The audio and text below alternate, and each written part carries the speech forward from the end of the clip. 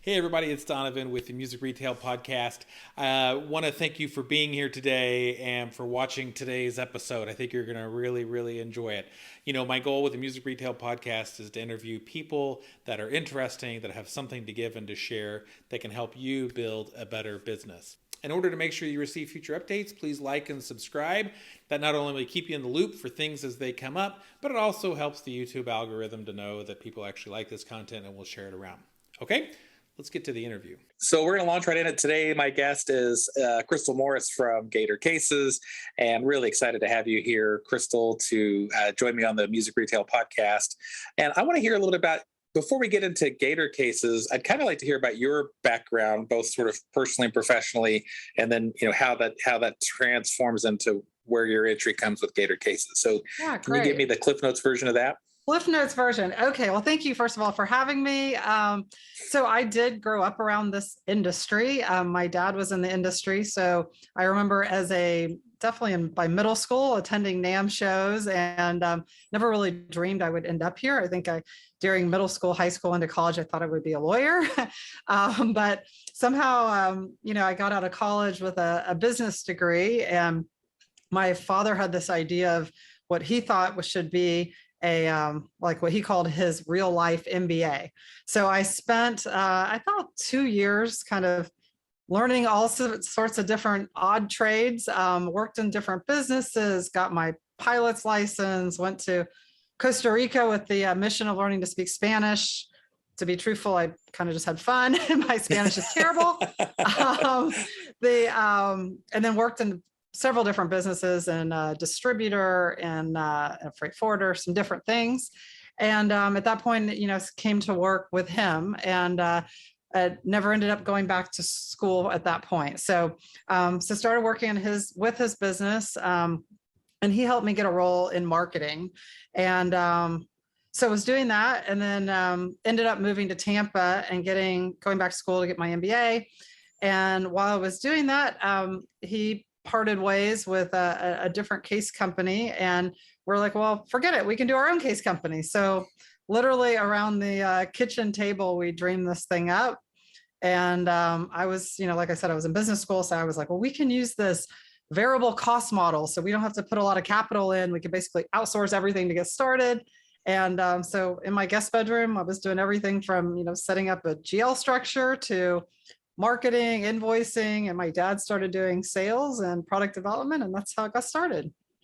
That's amazing. That's amazing. So that's kind of the story of how Gator got started. And I guess personally, I have two sons. One of them is in college at West Point. I'm very proud of him. And my other son is a junior in high school doing wonderful things. So we'll see what he does next.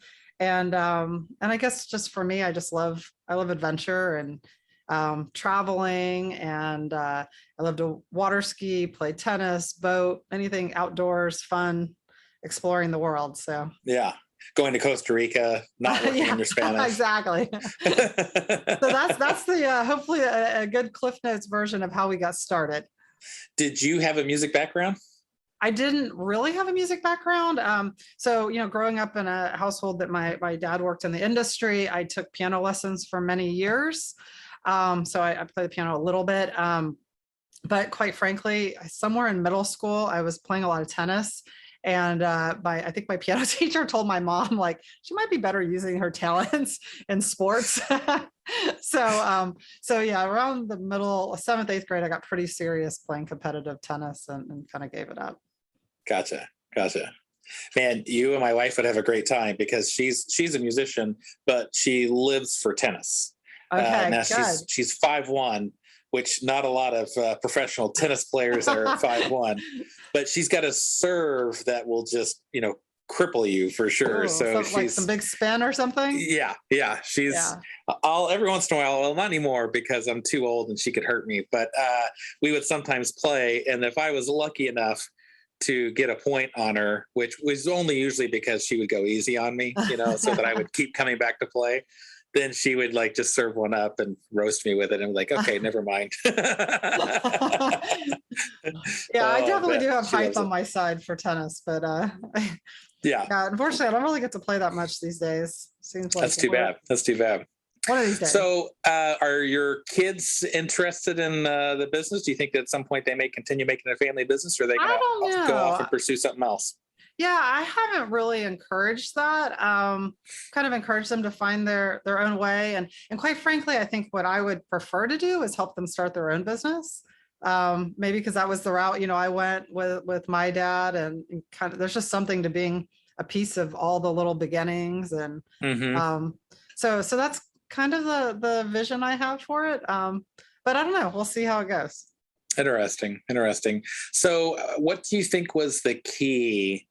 I mean, obviously the education and your dad getting involved, but what was the key in making Gator cases be successful? Because it's not just the variable cost model and those kinds of things, and there's other case company and that type of supplier.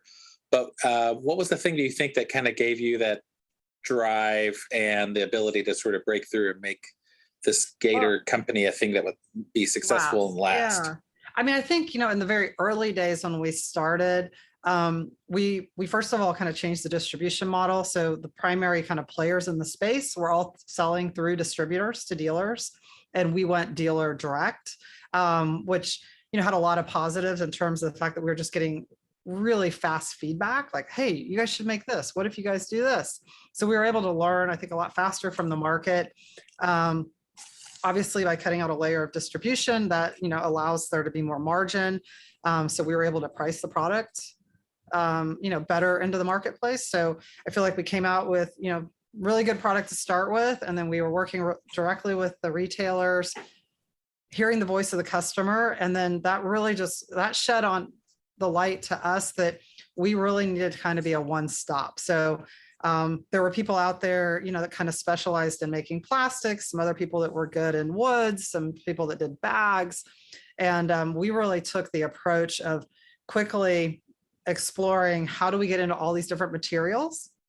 And then at the same time, kind of the same thing where there's people that lived in a lane of plastic versus wood versus sewn, different types of plastics. There are also some people that really lived in lanes for like who the customer was. So, some people were focused on guitar, some people were more pro audio, some people were DJ. And we really kind of wanted to just capture all of that and do it well, but be like one really solid solution. Right. And so, I think a lot of that came from those being able to be working directly with the customers and hearing like, hey, it would be great if you made this. Hey, have you thought about making that? We like doing business with you, but we still have to buy from somebody else because you don't make this. Right. So that really, I think, led towards, how we have expanded the product line pretty aggressively, through all the years. And am I correct in saying that you don't actually own any of the manufacturing, so you can essentially partner with manufacturing companies that have those strengths? Is that essentially kind of your model? Mostly, I mean, so we do own a factory in Indiana. We do one kind of two things there. We do rotational molding of plastic. So certain lines of our cases are made in Indiana. And then also we do some metal working there. And some assembly work there. So we do some manufacturing in the US.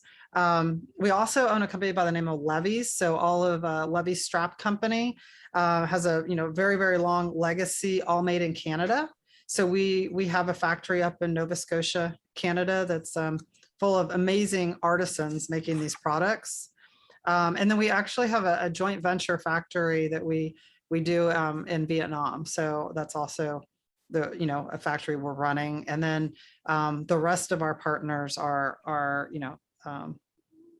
factory partners, but yes, we can like scale and move around. So Right. And the early days, I don't think, certainly the Levy's thing is somewhat recent. yeah. In the early days, you probably didn't have any of these factories, right? Yeah, You're essentially. yes. And essentially we were sourcing, we found a really great partner early on, and we kind of just tied each other together, like we just really linked up together. And he pretty much started, doing all the production with us. We grew together. Hey, let's get into this type. We figured out the manufacturing, and he did it. So, so although we didn't have an ownership in it, it's always been like a very, very close partnership. Well, and like you mentioned, being able to go direct to dealer and getting that feedback so quickly, and being able to make product improvements probably allowed you to have iterations of products changing very quickly and make quality changes, and also even maybe feature changes and implementation for people that like, this would be great if it had X, Y, or Z or whatever, to kind of quickly move up from just being like a case maker to actually like doing something kind of innovative and unique and different. Yeah, I mean, it's all about listening, right? And there's just so many solutions. And then as like, I mean, we kind of follow the market, right? So like take when the X32 came out, right? I mean, all of a sudden everyone's like, hey, you guys need X32 case, and we're, you know, all over it. So as soon as we get that kind of feedback, but we can't make a case until that product came out, right? So, so we have to wait for, you know, those kind of things to happen. But in other times, obviously, a guitar isn't changing, right? So it's how do we innovate how people carry it, how it's protected, how it's used, how it's stored, the look of it, those kind of things. Mm-hmm. That's that's interesting because you mentioned that, of course, and because I'm mainly a bass guitar player and trumpet player, I tend to think more of those products than I do with mixing board cases and stuff like that. And you're right, the size and shape of the bass guitar or the trumpet hasn't changed much, so it's pretty easy to make cases for it. But when we think of technology products, that's a different ball game. And when we think of like the iPhone 13 that just was released, we know Apple will release at least sizing specs and models to some of their accessory partners so that they can start making cases. And so that at launch, there would be iPhone 13 cases and stuff like that. Does nothing like that exist for MI? I would imagine it's not, because, you know, I mean, it does a little bit. Whatever I mean, breakout hit the X32 was probably didn't sell anywhere near the amount of iPhone 13s that got sold. So no, I don't think so. I already got my iPhone 13. We do have a lot of manufacturers we partner with that will, you know, give us the heads up. Now, can we perfectly time it like that? Not often, but, you know, we can be pretty close on their heels. Right. What was was there a singular kind of breakthrough product for Gator that just sort of like was a home run that you felt like kind of made you feel like, yeah, we could do this? I don't know. I don't think there was like an exact moment like that. I mean, we just kept, you know, we really originally started with guitar cases, really branched into the pro audio keyboard kind of area next. And those, you know, there was just a lot of volume in that business. And I mean, to me, like, I guess there isn't that kind of moment where I was like, oh yeah, we've made it. It was more this like evolution. And then all of a sudden, like, I remember for years I'd be out and, you know, we'd see a band playing or I'd be traveling and I'd never see Gator stuff. I'd always see our competitors. And then one day I was like, oh, I started to see Gator stuff. And then a few more years go by and I'm like, oh, I see mostly Gator stuff. and now it's like, I mean, it's just so cool because when I'm out and about now, like, you know, any stage I walk up to, they have something of ours. So I think that to me, if you're just like how my internal, we kind of, okay, we've made it, was a little bit of just that kind of gut feel of like being in the market and like out there, people actually using the gear. Yeah. I did have a great story once. I was like, okay, this was a pretty cool story where there was a school music dealer who was outfitting all of their instruments, rental instruments in Gator cases. And the store owner's niece had an instrument. I think she must have been like very early in the band program. And somebody asked her, well, what's the instrument do you play? And she said, I play a Gator. I was like, okay, well, if she thinks her instrument's a Gator, that's great too. That's perfect. So when did the Levy's deal take place, and kind of talk me through how that came to be? And because a strap company and case company it's not like an odd comparison, but it maybe wouldn't be the first partnership I would think of. Kind of walk me through how that deal came to be.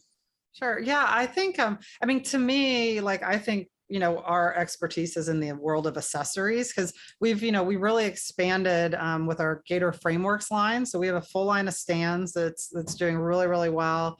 A few years ago too, we also have something called Gator Rackwork. So it's all the install rack. So, I mean, we have expanded in these other ways out of cases. And I've kind of, as we evolve, I kind of like to think of us as a accessory company. And so things that are interesting to me are accessories, but they have to be things that are really high quality, have great brand reputation, only things that would complement what we're doing, not, something we have to go back and like reestablish if there's quality or where they fit in the market. And I guess just like kind of this passion for this industry and what it's made up of is there's just so many cool brands and companies where people started them and then they do it for 30, 40 years and they're not sure what to do with them. And here's Levy's who been around for 45 years and they're ready to retire. And it's like their last name. It's like, how can you be a good steward to a brand like that? Mm-hmm.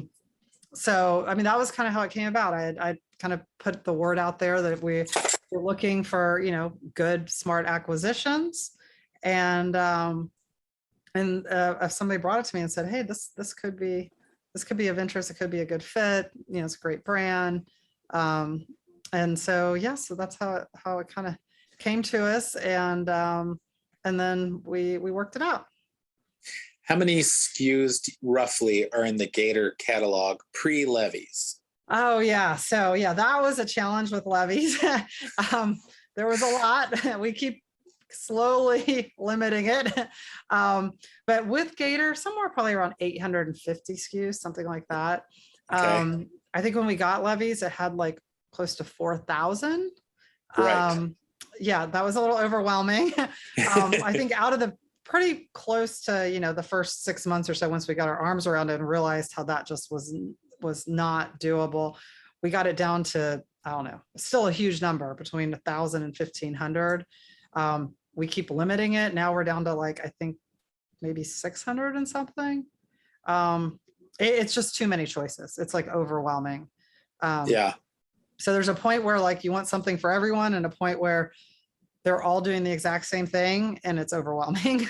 Right. So we have been limiting the catalog a little bit.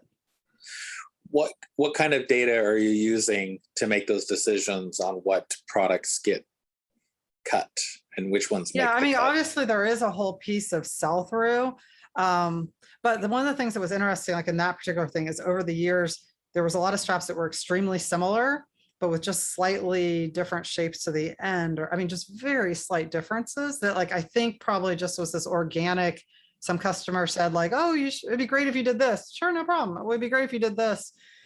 So a lot of it was like realizing that there was a lot of duplication. Mm-hmm. And so it wasn't like, it would be easy if there was 5 duplicates that don't add up to much sales, but if we add them all together, we can make one strap that actually is successful. So that was a little complicated to wrap our minds around. So there was that piece, and then obviously just, customer demand. Yeah. Has the manufacturing remained up in Canada? Absolutely. Yeah. And is distribution handled from Gator down in the US or? For the US market, yes. For the US market. Okay. Yeah. So for the US market, we bring it all into our warehouse in Indiana and then, redistribute it out. That way it can just go with the Gator, Gator orders, and we have it in stock. We can ship really fast. So how has the manufacturing process changed, and what are some of the challenges you ran into about, since it's not in your facility that you're at all the time, it's easier to manage, and being in another country, I don't have a lot of experience to that, so maybe just walk me through some of the challenges you ran into. So honestly, the team up there is and was great. They're really dedicated, passionate about what they do, really know the product. So I think, our biggest mission was to just give them tools. They didn't have a good way of, a MRP system for, it was kind of done a little bit on, not a piece of paper, but not with a lot of technology behind it. So we've helped with that. And then that's allowed us to get better metrics, which metrics can drive performance, can adjust, like where we maybe realize like we maybe have too many raw materials in a certain area, or maybe we have too much labor tied up in one area, but another area is a bottleneck. So we've just been able to help them, I think, utilizing technology and data and adding some dashboards to better manage the facility. but I mean, there wasn't really a lot of work to do on the actual manufacturing side. The work really came from the things like what you brought up very, very wisely on the SKU count issue, really figuring out what the right catalog was, how to market it, to get all the right marketing assets, to what the messaging was. Those kind of things have been, really on the sales and marketing side, I would say have been our biggest opportunities and challenges. But I think we've really turned a lot of corners on that and really happy with where that is now. So it's kind of interesting. The only other thing you kind of halfway mentioned that I think was interesting in a good way, but I don't think we like really took into account that there's a lot of cultural differences between Canada and the US. And there's management differences, legal differences, and how you run a company. So that definitely was a bit of a learning curve, but I think in a really positive way. Can you name a few examples that might stand out that would? I mean, it's just like even like how you like approach people. I think we're just tend to be a lot more direct. Like Canadians are just a lot more polite, but maybe not like, they actually, it's funny when we were kind of early and one of the guys up there told me, Crystal, think about this. Like if there's an American, a US, going up to the pool, they're gonna go for a swim, they go to the deep end and just jump in. A Canadian walks up to the edge of the pool and tests the water, puts their toe in, and then takes the steps in. And so he's like, sometimes you guys are trying to run and just jump in, and we're going to get in, but we kind of need to like test it out, understand it, just a little bit different mentality. Yeah. I would have thought that there would have been, so when you have a company that is maybe used to doing things the way they've done it for 45 years, maybe not using technology to make things efficient, used to doing like, oh yeah, we can do this one off, it's not a big deal.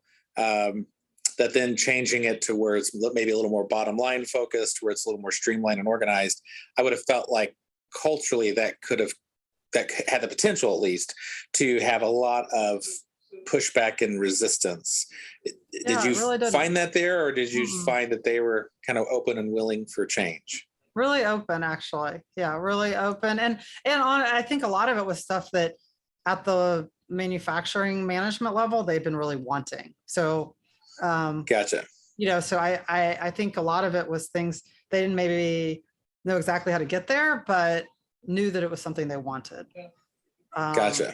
So yeah, I don't think it was like against, like this is how we've always done it. But so we didn't really run into that. It was just, I think it was more us trying to run fast and them kind of like wanting to, slowly change. And we were kind of wanting to change fast. Right. Was probably more the difficulty. Like they were on board. It was just the speed of it. Have they kept their same design team? Because so much of, straps are almost as much a fashion item as they are an actual utility item. Or has that changed? Has some of the Gator design team been involved with that? Has there been any crossover? Yeah, no, the Gator team is really involved in that. But quite frankly, when at the time we acquired Levy's, they didn't really have much of a design team. Those skills, I think, are, as they just weren't, who used to do it wasn't doing it anymore. So it wasn't like that was like a real strength at the time that we acquired it. That was probably a weakness at that Gotcha. point in the business. Gotcha. So that's a strength that you were able to bring to the table. That was a strength we had because we do have an entire design team. Yeah. That's cool. That's really cool. Yeah, no, it's been fun. Give me, and I remember even when the news came out that happened at the time, thinking that was surprising, but also interesting to sort of see, because it was also during a time when there was some more competition than what there had been historically in the strap space. And that continues to change, and there's big competitors, and there's also lots of little boutique competitors. So probably a good move for Levy's at that point to partner with someone that's got some experience to help them kind of move through some of those challenges. So yes, yeah, no, and I think we just have a good channel with Gator, so we were able to really help use the Gator channel to kind of reestablish some of those levies, retail spots. Yeah. So getting back to you a little bit here, give me an idea of like what a typical day looks like for you. What time do you get into the office, and do you have like, are you kind of the person that thrives on routine? Like some of the people on my team, they live by structure and routine, whereas if I get in routine, I get bored and love it when there is no routine and every day is different. So, okay. So tell me what that's like, what that means for you then. Yeah, I'm kind of all over the place. It kind of just depends what's going on. What time, my first meeting is. Sometimes and especially, some of the changes with the pandemic, right? Everything is so easy to work remote now. So, there's sometimes there'll be a morning I'm going to work from home. I have a ton of kind of emails or kind of things I want to be able to just kind of dig into without being interrupted. Sometimes I'll work from home. But for the most part, I get in between 8 and 9. I have my dog in tow. And if I'm in the office, it is just a lot of interaction. I'm pretty involved with every team. I like to get up, walk around, talk to people. People are kind of in and out of my office. And then we do have a little bit, I would say, tend to have a little bit of a meeting culture. I personally, I know a lot of people don't like meetings. I do like kind of set meetings with agendas because it just kind of keeps everyone working towards something. So if we talk about a new project, then, maybe I set something from a month later to check in on it. And, so then those are coming up and we're checking on things. So, and then we do spend I do particularly spend a decent amount of time on strategic growth initiatives. So really trying to drive those. So I spend, a decent amount of time every week in different meetings working on where we're going. Because a lot of times you can get the team can get really dug in on what they're working on right now, what's coming at them right now. So, so I like to make sure I always try to, continue to keep that bigger vision and everyone also working on that. So clearly you're a visionary, and clearly it's a role that's kind of your responsibility, right? So everyone's got we always call it, it's elbows and assholes around this place. Like when everyone's just sort of buried into their job, you got to have that one person who's gotta have the dreamer. Everybody's busy. Let me look ahead, see what's coming up ahead. Oh, hey, we need to do this thing or change, or I've got this other idea. I know that you don't want to hear it right now, but we need to start thinking about it or whatever. You've got to have that person that can do that. It's an important role. Yeah, we're a product company, right? So we got to stay ahead of the product. We got to be coming out with great new product. And then, it's always this hybrid, because it doesn't matter what you do downstream if you don't have the right product. So got to start with making the right product, but then you got to make a great customer experience too. So, so continually trying to drive how we can be better at that. And then I personally also love all the marketing stuff. So how do we get the word out? And as you know, that's just every year, every month, that's just evolving. How do you talk to your customers? How do you have a voice? Where do you find them? So it's just there's a lot of great things to think about, and how you push those forward while you're firefighting, the orders that are coming in, or, this year has all been about supply chain. So all the craziness in supply chain. So you kind of gotta, you gotta firefight, and you also have to look out ahead, right? So you've mentioned a couple of things here that I'm jotting down that I want to make sure I address. The supply chain issue, I think I'm going to pass on that one, just because we all know that the supply chain's effed up. So, and I would imagine you're just there's parts of it that flow freely, and then other parts that are completely log jammed, and you just take what you can get and kind of move forward with it. So at least, actually, I'm going to reverse this decision. I want to hear a little bit of how you've dealt with it, because on our end, that's what we do. We find we can't get this from the supplier, so we're off to the next. And we've got our buyer just does a great job of tracking that down. You guys can't really do that so much. So tell me, how have you been able to kind of navigate around these supply? Because that would be interesting for you. There's, it's just a huge problem, because there's just not, it's just been a moving target of what the problem is since COVID started, right? So at one point we couldn't get anything made. And then, right now you can't get anything shipped. So there's just not enough containers to ship things, and the costs are completely exorbitant.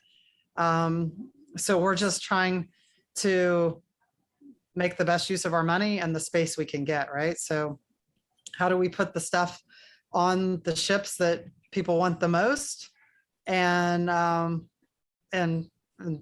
can turn the fastest? And we hate to make those choices, but there's, when you have capacity issues, you got to pick the winners, right? So You're basically in the same boat that we're in. We do the same thing. We have things we prefer, but right now it's, well, what can we get? Yeah. And the nice thing about where the marketplace is at right now, the customer base will basically buy the product you can get. So they don't have a choice. So and it's not always terrible. We're dealing with an issue this morning of we have directors that for some rental programs that prefer a certain model of instrument that's kind of a niche and hard to get that model right now. It's like, well, I think they'll likely allow us to sub anything we want. If they can just get playing, right? If we've got a bunch of stuff on the shelf, let's just sub that, and I bet it'll be okay. This is the 1 year that we can get away with this, so let's get it off the shelf and turn it. Who knows? Maybe they'll love the thing you sub in, and that's what they'll want in the future. Probably not, but there's a chance. So you mentioned product, and you must have a system that you use for product development. Kind of walk me through what that looks like for when you're coming up with a new product. What does that process look like?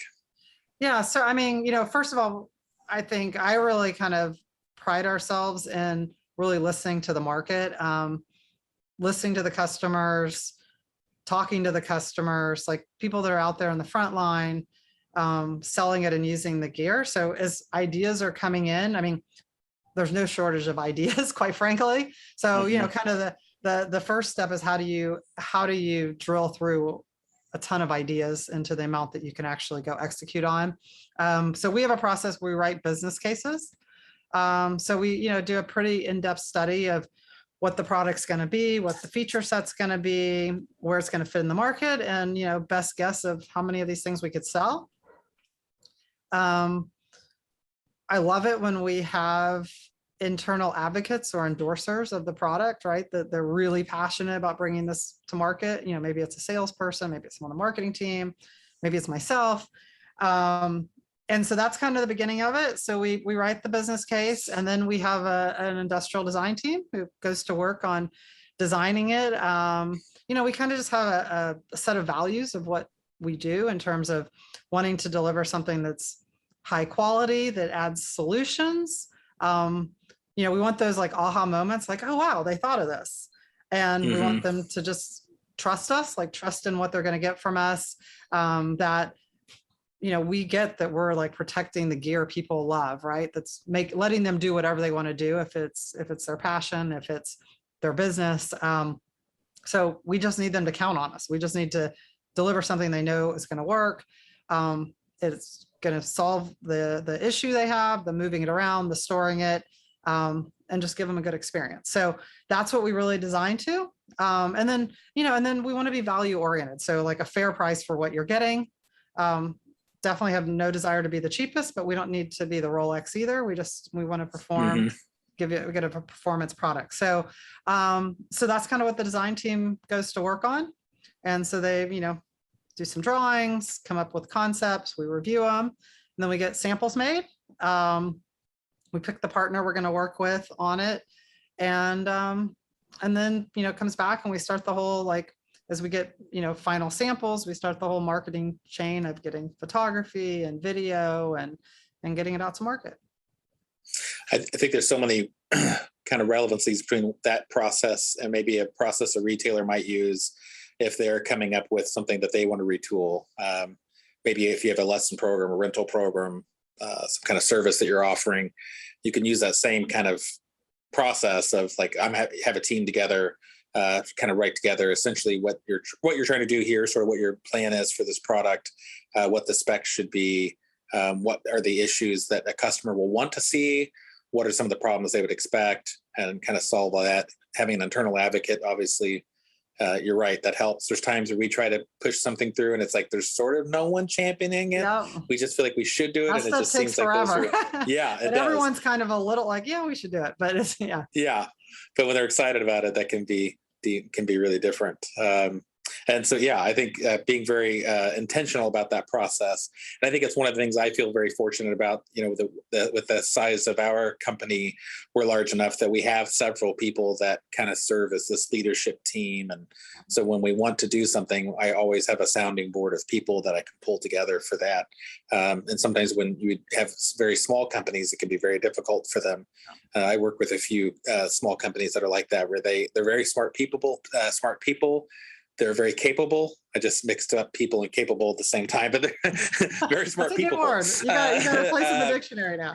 Yeah, exactly. But it's often just a matter of resources. And by resources, not necessarily time or money as much as it is capital of other people's interest to help them lead their companies can be really challenging. And so it sounds like you've got a great team there that I do. I mean, I that. do think like and it's interesting. I think maybe you can kind of relate to this. And I think to grow a company and to scale it, you have to, like, ahead of when you need the people, you have to hire them. And it's like a huge expense at the time you do it. Like, it's like painful. Like this is painful, but I know I need more human capital to get where I want to go. And if I look back, like some of the bigger moves I've made in bringing in people, that it was a stretch, it was hard to like stomach it in the budget. Yeah. Were the people I would say have gotten us like each time to the next level. So,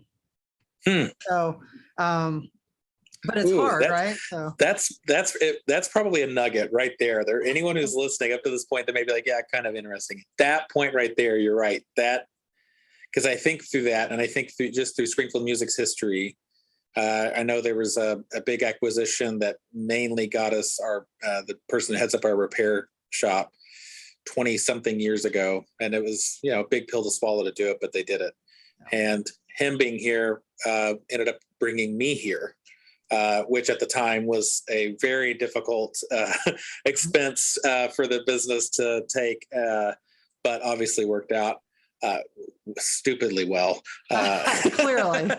And then there's a number of other employees that kind of come to mind, but just thinking 4 years ago, we hired a VP of finance, and up until that point, I'd kind of been doing it, but with my degree in music education, and but we hired someone with an MBA, and like at the time, that was a big investment for us to do, and was kind of painful, but has just really paid off in spades and allowed us to clean up issues and grow in ways we wouldn't have been able to otherwise. And I know right now I've got another hire that I want to make that I've been kind of waiting on over the last year, because I kind of don't want to put the money into it, but I know I need to and I should. And listening to you say that's, giving me the motivation I need to just bite the bullet and do it, because you're right. It's painful at the time, but if it's the right plan, it's the right idea, then it'll be worth it. And I will say the other thing on that is that, like, if you believe in the plan, there's a chance you won't get the right person the first time. Like, you can't give up, right? Like, it's right to add the VP of finance, but maybe someone interviews great and you get them in, it's not the right fit. Yeah. That doesn't mean like do away with the idea. It means like you got the wrong person, but the right idea. And that's what happened to us. So we had this role. I have filled it once with a total wrong person. Very nice person. Just wasn't the right fit for what we needed. And we probably didn't do a great job onboarding them and getting them ready, but they also just weren't the right fit. I think if we would have nailed the execution on our end perfectly, it still wouldn't have worked. And because it was a new position and it just failed from the get-go, it sort of took the wind out of the sails. And then the pandemic hit shortly after that. And I think it's time to kind of relook at that again. Yeah. But you're right. Yeah. Just because it doesn't work because you bring the wrong person in, can't let that make it stop. Give up on it, the idea. Yeah. Well, I feel like I should send you a check for this session, if nothing else. Okay, let's see what else you got. So let's talk a little about our industry. We've got something coming up with SWIM Summit, Smart Women in Music, and so this might kind of tie into that. Might not. I don't know. I'll let you lead it. But hang on. I'm going to cut that real quick and do a different intro here. Okay, So go. hang on just a second. I want to give myself some silence here so I know where to make this edit.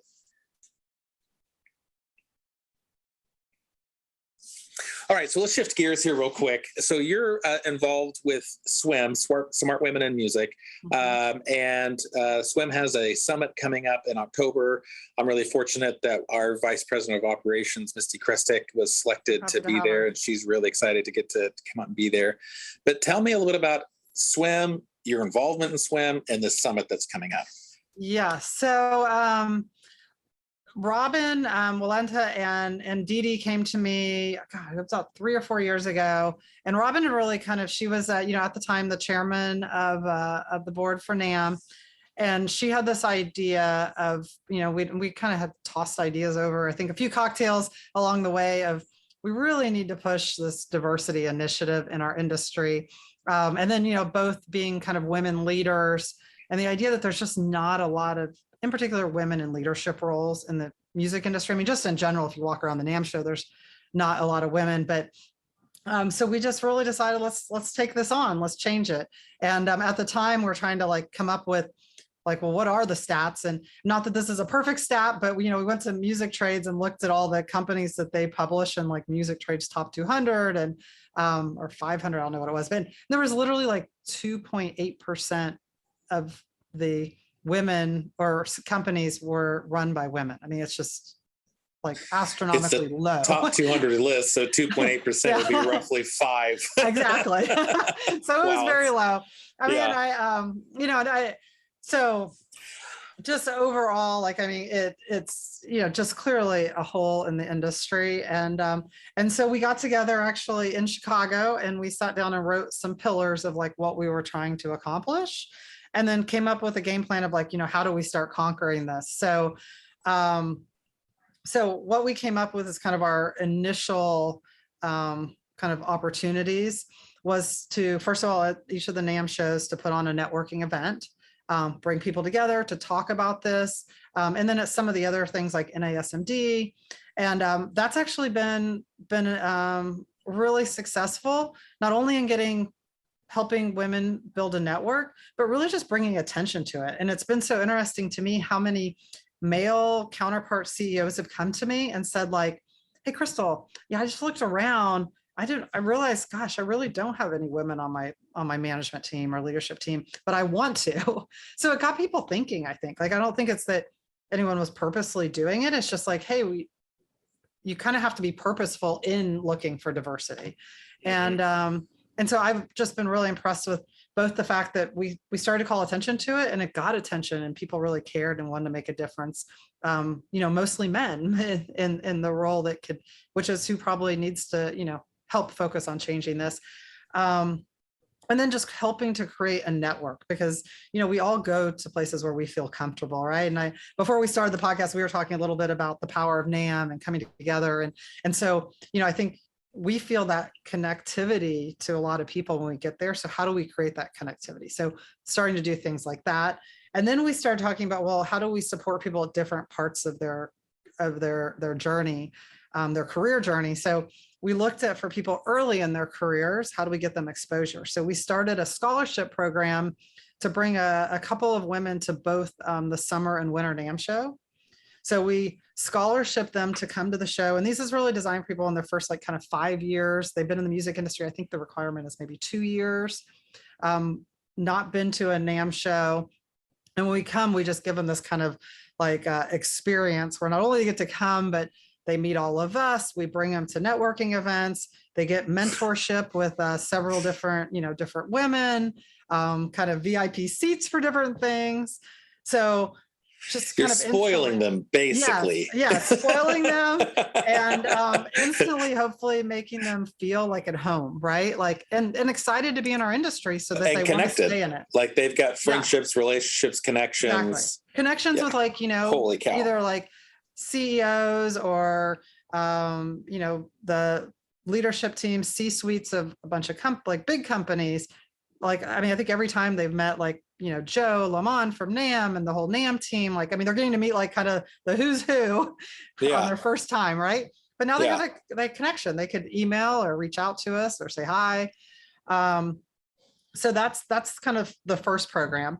And then for people that are kind of more mid-career, women at their mid-career, we have the summit. And we did the first one literally like kind of the week before the world shut down for COVID. And it's a program that is done through filling out an application. And honestly, we got so many wonderful applicants. It's like kind of hard to choose how to create kind of a class, basically. Mm-hmm. And they come out to NAMM headquarters, absolutely beautiful in Carlsbad, California, San Diego. And it's a 3-day leadership training. We bring in a great consultant who works with them all day and does all sorts of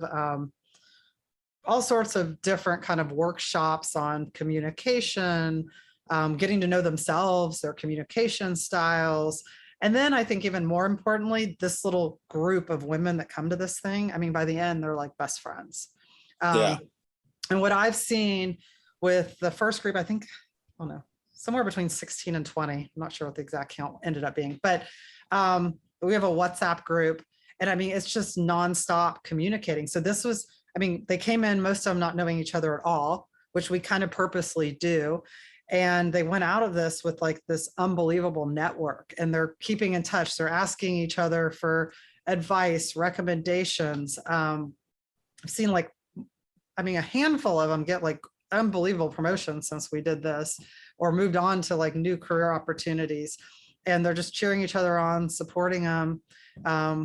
So kind of gave them a skill set, an extra skill set, great things that we would all love. I mean, you and I would love to go do all these things. It's a really, really great education, and just this group of trusted friends. And then after it, we ended up doing something also where we put them into kind of cohorts, and they met in this confidential forum led by the woman who led the leadership, and kept them communicating. It was a couple hour commitment every month, where they would do like an update and then bring forth like kind of one problem and really work through how to solve it together. So that's a little bit about the leadership summit. So I'm thrilled you have someone coming. I think it'll be a great experience. And I will tell you, like walking out of that first one, it was one of the most rewarding experiences, because it accomplished everything I dreamed of and more. So it's just, that's awesome. How can we do that exponentially for more people? But it was really, really cool. Yeah. I feel really honored, because we not only have an employee going, but I have a former employee who's also going. Oh, wow. That's great. Okay. Yeah. She's the GM for, well, no, now she's the I think she's, I don't know what if they use vice president or what title, but she basically handles operations for Straight Music. And Rachel Dossie was one of the people that kind of helped me grow Springfield Music, I think, kind of in the our second big growth phase that we had. And she was my right hand partner in crime that, wouldn't have been possible without her. Very interesting to hear what the strategy is for swim in general. Hadn't heard it articulated that clearly before, and didn't quite understand it. Matter of fact, when the summit was announced, I just mentioned to because our leadership team is with 2 women that are vice presidents in our company. It's like, well, you guys should certainly, try to attend this, whatever this is. And so without really knowing what it was, just knowing who was involved in it, they both signed up. And one hadn't been in the industry long enough, but Misty had, and she was selected. And we were like, oh, cool, that's neat. And didn't really think much of it. And then at Summer NAMM, I ran into Robin Walenta at the swim reception. And she had mentioned like, hey, you have someone coming to this, right? I was like, yeah, we do. And she's like, do you realize how big of a deal this is? She's like, I have employees that didn't get selected. And I was like, okay, actually, it was hard. So tell me, hard this shit. There were so many applicants. Tell me what this is. And so she's like, this is a big deal, Donovan. Like, that's exactly what she said. And she kind of walked me through it. I was like, oh, holy cow. Okay. I had no idea. So I came back and, tried to make a bigger deal out of it with our people. Yes, like, I didn't realize this was such a big deal. And for anybody listening, keep applying, because like, there's just only so many spots, but we want everybody to get to come. Like, so, I mean, we're trying to create kind of a diverse group every time. So, a piece of it has nothing to do with someone's qualification. It's just kind of the diversity of where everyone's from, and different companies and different parts of the industry. So, Like we'd love to get as many people through this over the next couple of years.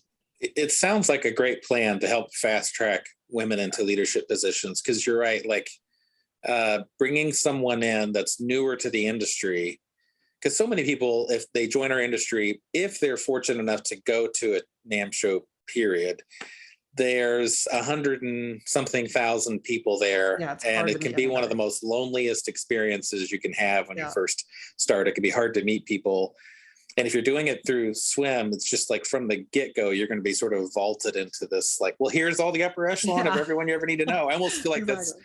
Tim Spicer's launch into NAMM was sort of that way. You know, it was sort of like, you know, hey kid, like here's everybody you ever need to know. Now go be successful, which he certainly has. But you know, I'm envious of those people. I mean, happy for them, of course. But boy, someone would just be foolish to not take advantage of it. And if one is a business owner or business leader, you would want people to take advantage of that and the things that they're going to learn that they could come back and help you grow your business. And it's just such a tool too, and having resources of people to talk to, right? Like, I mean, I don't know. I mean, there's all the time I pick up the phone and call people like, hey, have you heard about this? What do you think about that? You know, Yep. Because it's really easy to be very centric in your own business, but to know what's going on in the marketplace or people dealing with similar issues, I mean, it's really powerful.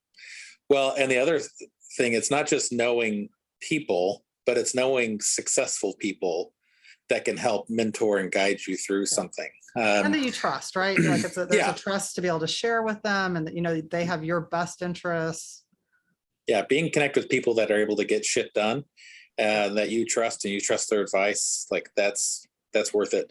That would be worth it if someone's listening and they own a music store or music business and they don't have women in leadership. This would be worth going to find women that could be on your leadership so team. they can go. so you could get them into this. It would be worth it. And you'd kind of mentioned something about, like, you know, this is a situation where in our industry in particular, that really we need men to kind of help proactively help to change this. And I do think the vast majority are certainly willing to do it. I don't think our situation that we have and I may be wrong. This is just kind of my opinion. I'm open to having my opinion changed on this if you feel differently. So, but I feel like maybe the lack of leadership and the lack of diversity in our industry is not intentional. And I don't think by anyone who's currently involved in it, it's not by design.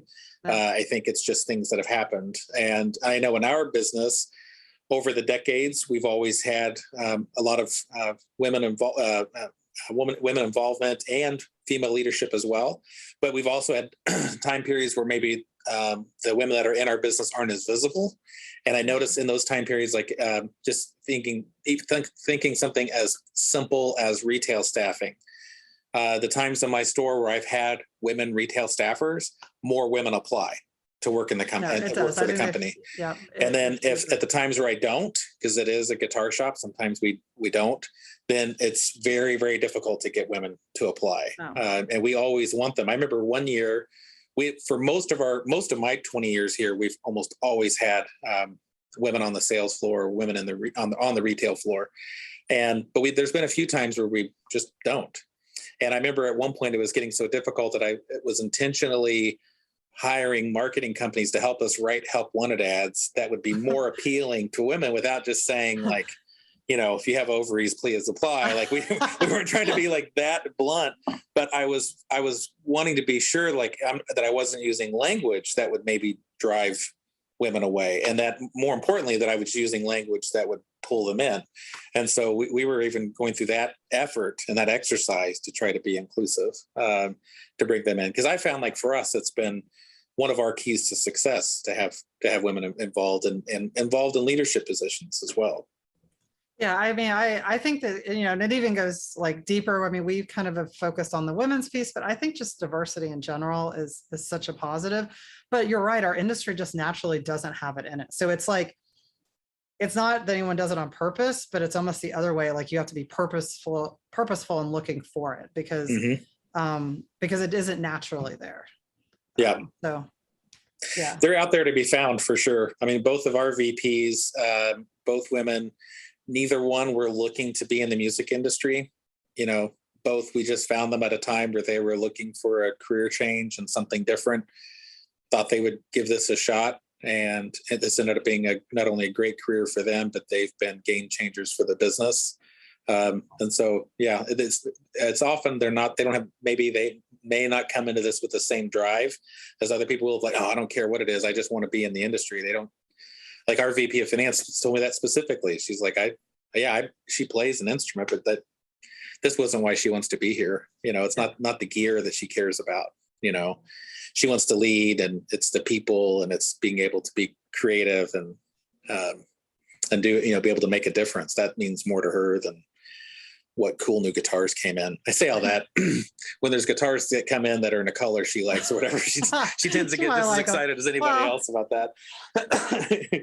I mean, there's just something fun about being in like the creative space, right? So yeah, without a doubt. Well, I would encourage everybody, like you need to proactively go out and get women on your team and on your leadership team. And then once you do, get them connected with swim, get them, go for these scholarships, go to the swim meets. And if you're fortunate enough to be involved with the swim summit, you'd be crazy to not. It's a pretty nominal expense to the retailer. I think if I remember right, I think I'm flying her out there and paying for the hotel. I think that's basically what it's costing me. And then we pay for everything once she's there. Yeah. So, I mean, that you'd be silly to not do that. If nothing else, just for the connections she's going to make with the other women in that room will make it worth that expense. Absolutely. 10 times over. So interesting. Okay. So kind of rapid fire these last few questions. Go for it. What do you think is going to happen in our industry and in business over the next year? What's the prognostication? I think it's good. I think it's strong. I do think there's going to be continued gaps in inventory and product availability. But I think it feels good. How long do you think it's going to be until the wrinkles in the supply chain are ironed out and things are back to normal? Next summer. Really? Yeah. Less than a year. All right. But I'm not saying it's perfect by then, but I think it's to the point we can. It's a lot better.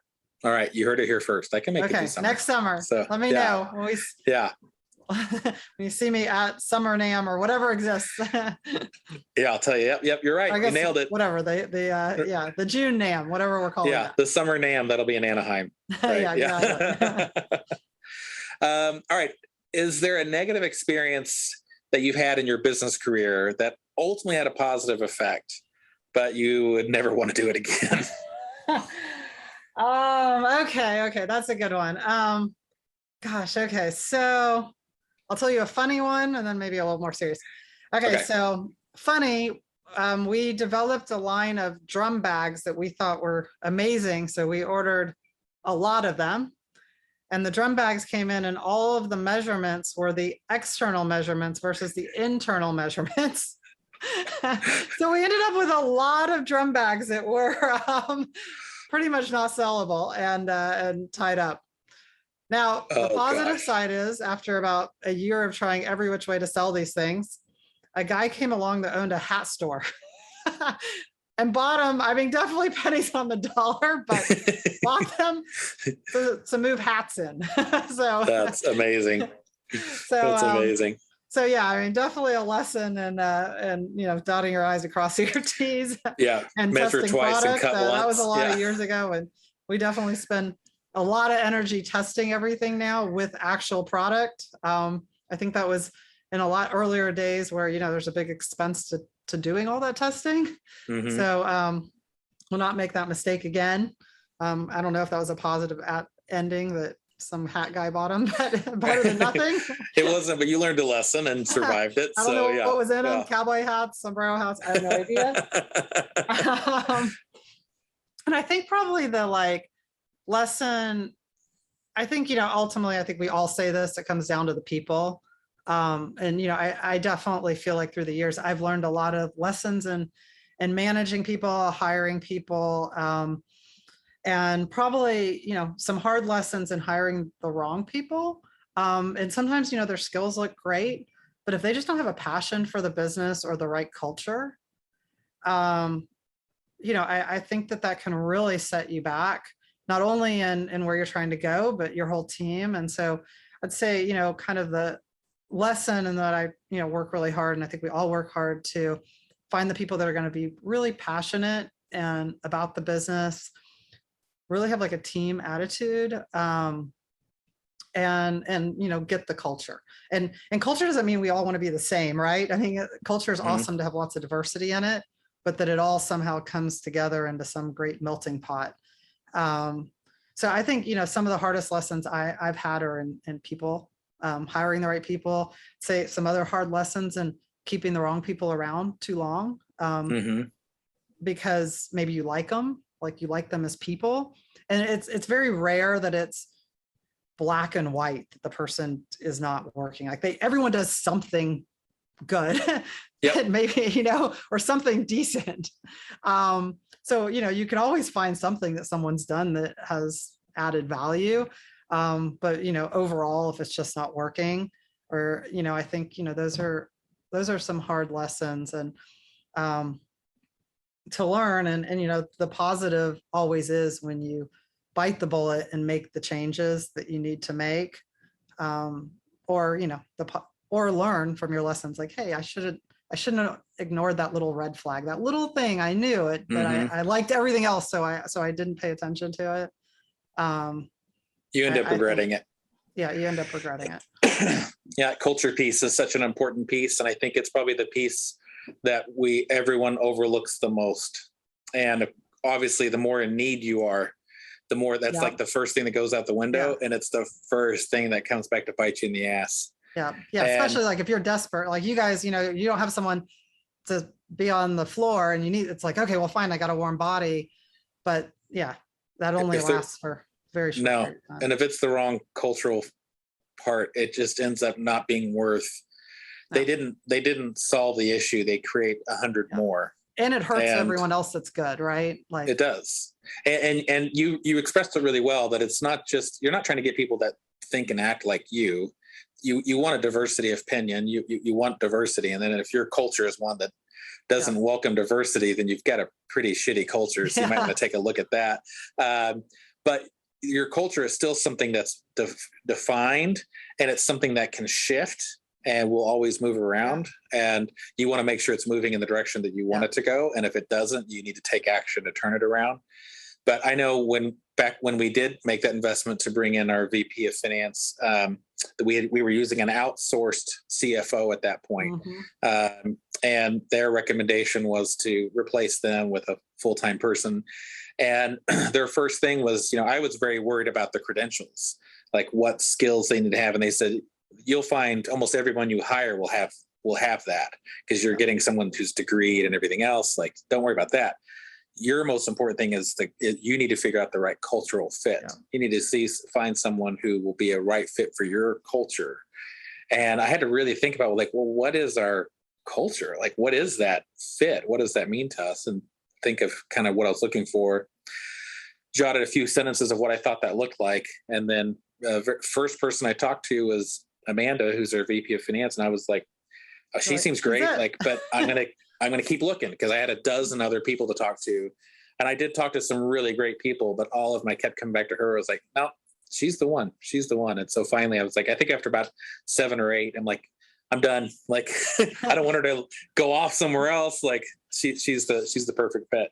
And culture wise, she certainly has been. And we've been really blessed to have people like that. But boy, you're right. That is such an important part. And it's something we sometimes will sacrifice when we get desperate, but it's a thing we should never let go. We should always keep that at the forefront. And you had mentioned, how marketing has kind of changed. Back in the day, you could just buy some ads in like Guitar World or whatever, and like that's all it took. And now things have changed. So as of today, the end of 2021, where are you putting most of your marketing efforts? Are you finding kind of a channel where you're able to find most of your customers? Is it AdWords? Is it social media? Is it TikTok, Instagram? Are you finding something that's working? You know what? I mean, so good or bad. I mean, I think the issue is that you got to do it all. Because like you got to meet the customer where they are, and they're everywhere. I mean, it's just so scattered versus what it used to be, where you could just put an ad in a couple magazines and everybody read those magazines. So, I mean, that's where it takes a lot of effort. It takes a lot of content generation. And then just realizing that you've got to be on all these different platforms. So does make, how you spread your money, right? I mean, there's cost to a lot of it. There's a lot of time costs. Like even if you're building content people want to look at, it takes time. But I think you kind of just got to be you got to be everywhere. So, I start with just focusing on building great content. We got to have videos. We got to have short videos. We got to have longer videos. We got to have how-to videos. We got to have good photography. I think it's just all encompassing. Yeah. If you can be everywhere. But if you can't, maybe just find the one that you feel like that's where your customer base is at. Yeah. I mean, then I guess you got to figure out where you're going to meet them the best. Right. Yeah. Yeah. And but things have changed. Like, I mean, I definitely depends, I guess, a little bit on the demographics, but, I mean, Facebook was everything. Facebook still is important, but Instagram is really important, so, and YouTube is extremely important. So yeah, I think it probably depends on one's business and who they're at. And if someone's a smaller retailer with, half dozen employees or less than a dozen, trying to do all the things is probably going to be difficult. But if you find that like you've got beautiful instruments and great photography skills, then something like Instagram could be a great thing.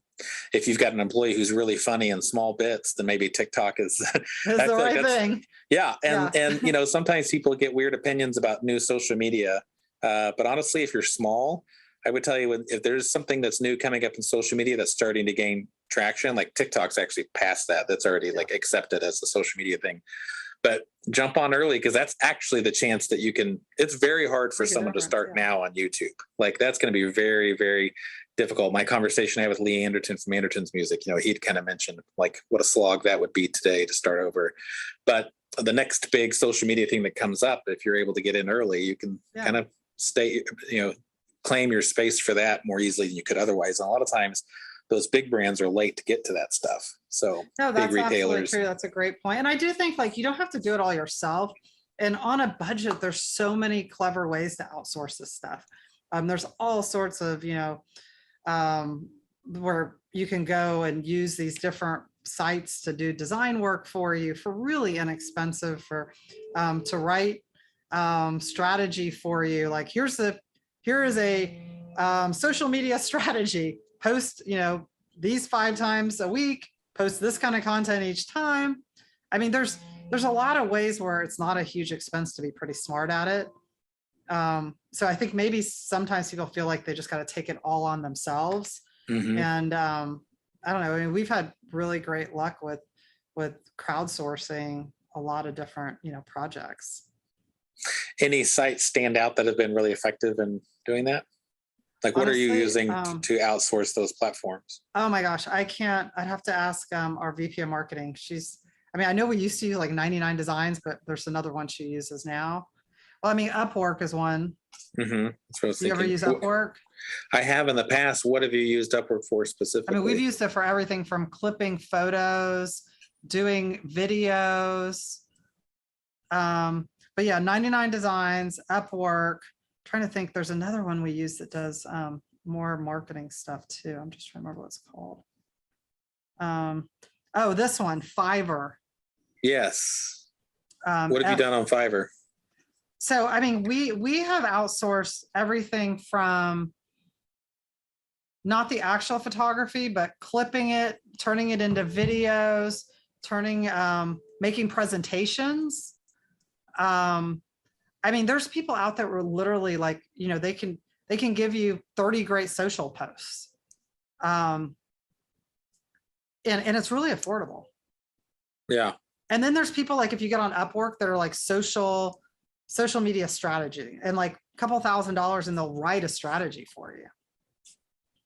Cause I think sometimes like we feel like we need to like bring it all in house and figure it all out ourselves, or like go to some, you can't afford to go to some big agency. Yeah. You really don't have to. There's so many smart people out there that kind of do this work freelance. I mean, like, yeah, I've done it. I mean, like I used Upwork I had a big presentation I needed to do that was for like a board I was on, and I didn't want to like ask my marketing team to help.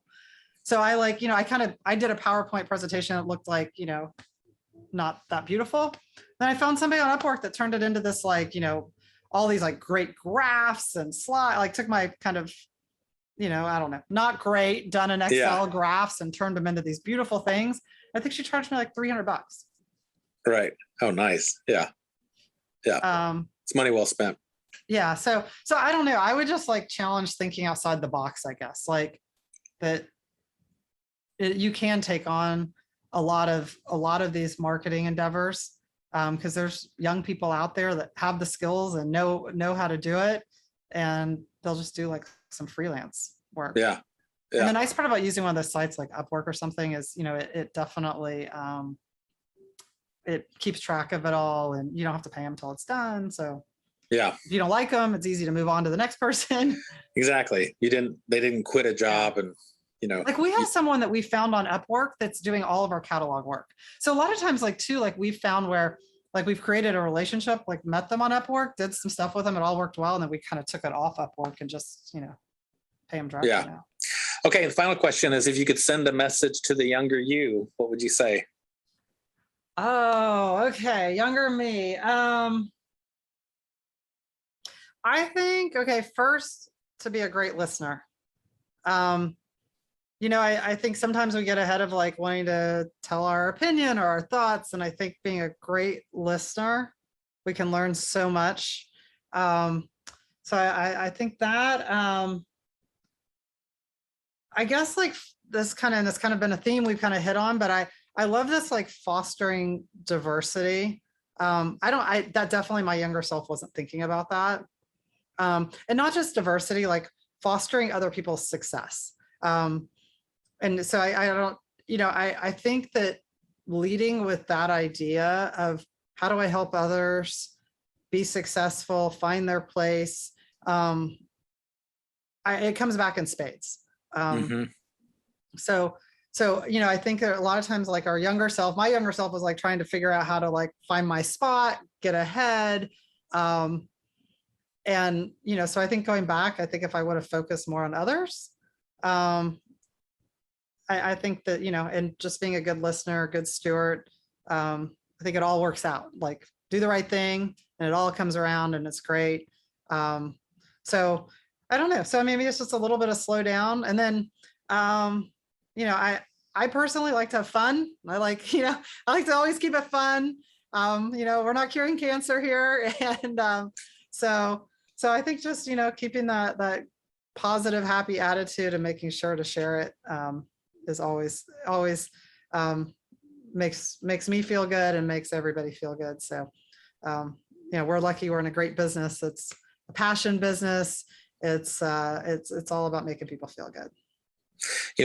That's great advice. I think it's hard for young people to probably take that advice, especially those of us with a certain type of personality, because we want, it's hard to listen because we want people to hear that we're smart and then we have ideas. And it can be hard to kind of sometimes slow down and enjoy it because you're trying to move forward. But it's certainly great advice to at least try to share. Some of us. Oh, wait, I got another one. I wish my younger self would have bought a lot of Apple stock. Yeah, nice. Apple stock and a slightly younger self, maybe Bitcoin. Bitcoin, yeah. Tesla. No. Yeah. Oh, goodness. Well, this has been a lot of fun. I've really enjoyed the conversation with you. I'm really grateful that you were able to make the time to do it. And want to encourage everyone who's listening to, if you don't have women on your leadership team, go out and get them. There's lots of women out there, and they will transform your team without a doubt, and then immediately get them involved in swim. And even if you do or don't have women on your leadership team, and you happen to be a guy, you can still be involved with swim. You can still support swim. They'll allow you to come to the swim receptions. Absolutely. And stuff Everyone's like that. welcome. And they're looking for all the allies and advocates that they can get. So